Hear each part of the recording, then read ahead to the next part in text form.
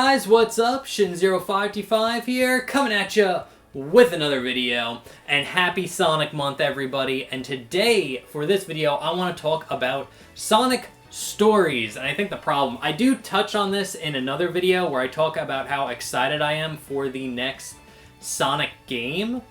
But I do really want to start, go more in-depth in what I feel is the problem with modern game Sonic stories. So, and before the video starts, remember to like, comment, subscribe, share it out. That really does help me out, and I really do appreciate it.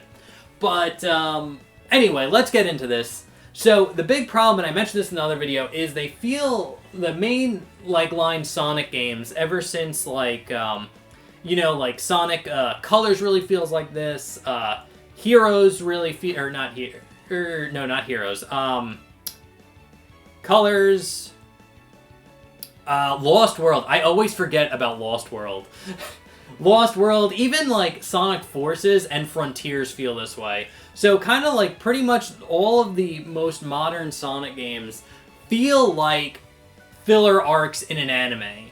And if you don't know what a filler arc is, basically they have an anime, and the anime is, when they have anime, it's usually based off of a manga, which is a comic book.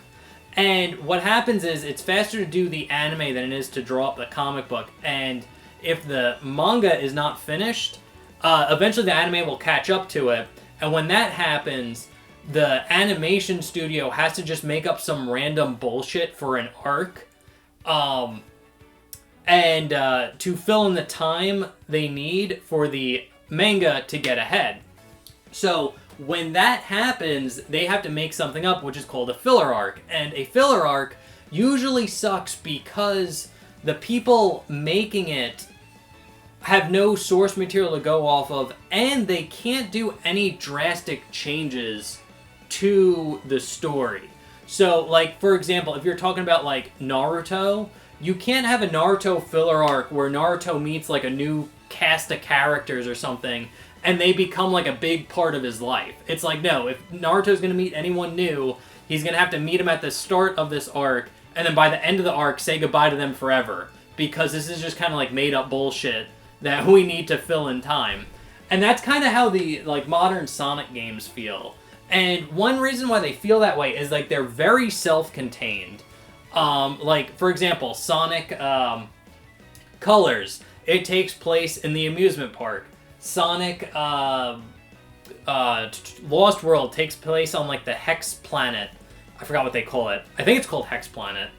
And it's completely cut off from anything Sonic related in the past. So it's again, we're not visiting Station Square, we're not seeing, City Escape, we're not seeing any of the Soliana, we're not seeing any of those areas. Because all these games have to take place in one centralized area. All the stuff that happens can't spread out to other games because there might be inconsistencies. So everything feels like a filler arc. And the older Sonic games didn't do that. For example, in Sonic Adventure 1, Tails' story ends with him saving Station Square from Eggman. Which is good. And then in Sonic Adventure 2, Tails has a Chaos Emerald because he got that as a reward for saving Station Square in Sonic Adventure 1, and then he uses that Chaos Emerald to make a fake Chaos Emerald that is later used in the story of Sonic Adventure 2. So, again, it's connected. One thing had to happen first for this other thing to happen. And I feel like Sega really has been afraid to do that with their games. They're afraid to kind of make them an ongoing story, and I think that's hurt the franchise a lot. Or not a lot, but it definitely feels like it's stunted the franchise, where it's not really going forward in a meaningful way. So I think going forward, they really need to start being no, we have a story, it has to feel like it's going somewhere, and it has to feel like it impacts the world and the franchise of Sonic. And, I think a good way of doing that would be to fucking destroy Green Hill Zone. Because, like, so many of these Sonic games that I've mentioned, like the newer ones, they all have some Green Hill Zone level as the first level. And I think a good way to do that is have Eggman blow up Green Hill Zone and have it stayed blown up for a game or two. Make it feel real. I think blowing up Green Hill Zone, where it's like we can't go back there, it's different, it's permanently changed or whatever, or at least it's changed for a few games, I think would really help. I think it would be a very strong showing of like, no, this is a serious game. So destroying Green Hill Zone would be great. Also, I think a good way is to power up Sonic. And they might be going in this direction, because at the doing like the DLC for Sonic Frontiers, the last boss fight, I don't think it's a spoiler, but like Super Sonic 2 is a thing. So you had like Super Sonic, and then basically Sonic trained with the Elder King Coco to go to a level beyond Super Sonic. So this is where Sonic gets like his blue eyes and his super form and like the lightning sparks around him. I like that idea, and I would like to see that implemented and explored more in the next game. So have Sonic where he's able to kind of control chaos energy better.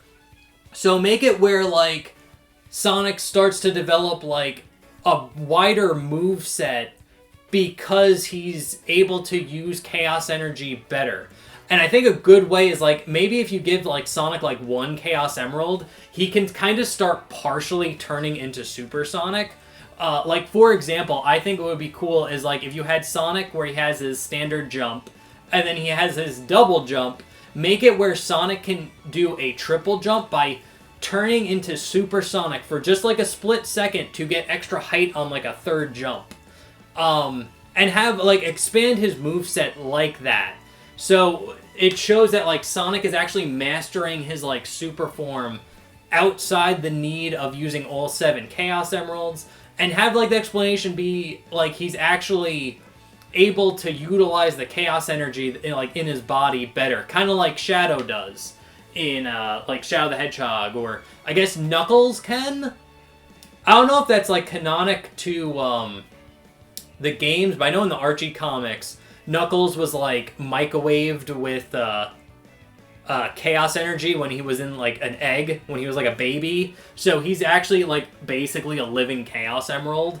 So again, do something similar with like Sonic. I think that would be a really cool kind of way to show the story moving forward. Like Sonic's getting even more powerful. He's able to do stuff. Because they've been doing this like prior with like the boost formula.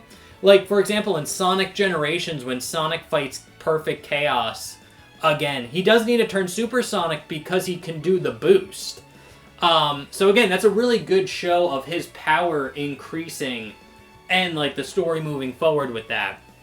So that's really cool. And talking about Knuckles, I think it's time to make Knuckles quit being the guardian of the Master Emerald. I know that's like his main job, but it sucks story-wise. Because they also have him being a treasure hunter, but it's like, how can you be a treasure hunter and have to guard the Master Emerald? So it's kind of like those two jobs kind of like are at odds with one another. So I think a great thing moving forward would be have Knuckles retire from being the guardian of the Master Emerald.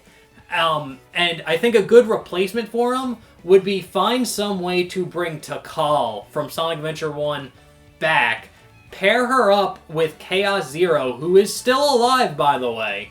Chaos Zero is still out there. He's in Sonic Battle.